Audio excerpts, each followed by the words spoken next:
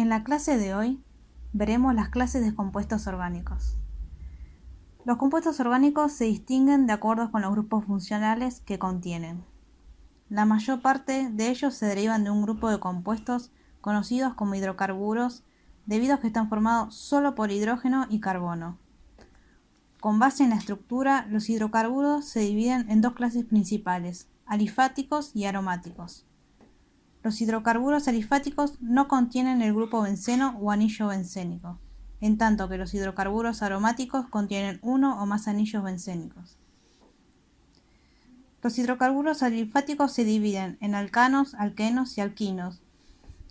Los alcanos tienen la fórmula general. La principal característica de las moléculas de los hidrocarburos alcanos es que solo presentan enlaces covalentes sencillos. Los alcanos se conocen como hidrocarburos saturados, porque contienen el número máximo de átomos de hidrógeno que pueden unirse con la cantidad de átomos de carbono presente. El alcano más sencillo es el metano. En la serie de los alcanos, a medida que aumenta el número de átomos de carbono, se incrementa rápidamente el número de isómeros estructurales.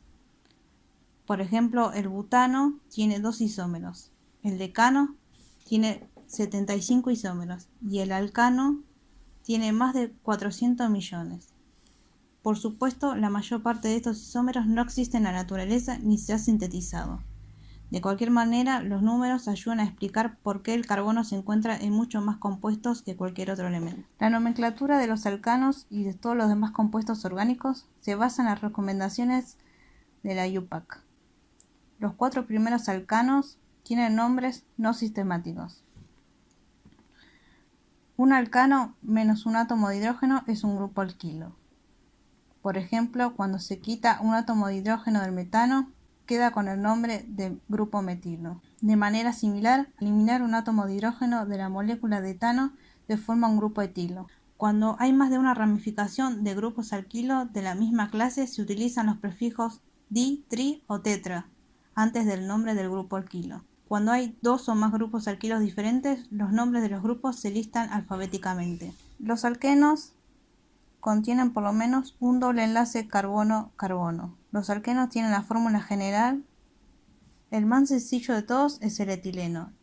En cuanto a la nomenclatura, para nombrar los alquenos se indican las posiciones de los dobles enlaces carbono-carbono. Como en el caso de los alcanos, el nombre del compuesto base se determina por el número de átomos de carbono de la cadena más larga. Los alquinos contienen por lo menos un triple enlace carbono-carbono.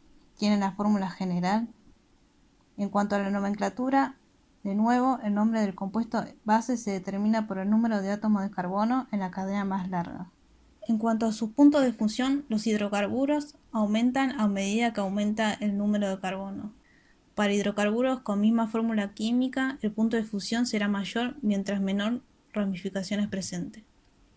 En cuanto a la solubilidad, los hidrocarburos tienen un carácter apolar, y este carácter aumenta a medida que la cadena hidrocarbonada es más larga.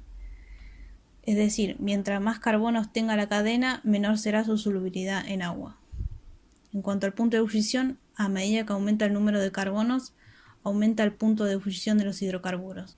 Para hidrocarburos con misma fórmula química, el punto de ebullición será mayor mientras menos ramificaciones presente. Por último, veremos los isómeros, que son moléculas que tienen la misma fórmula molecular, pero diferente estructura. Se clasifican en isómeros estructurales y estereoisómeros. En cuanto a los isómeros estructurales, difieren en la forma de la unión de sus átomos y se clasifican en isómeros de cadena, de posición y función. Los isómeros de cadena tienen distinta distribución de carbono, pero pueden dar lugar a cadenas lineales o ramificadas.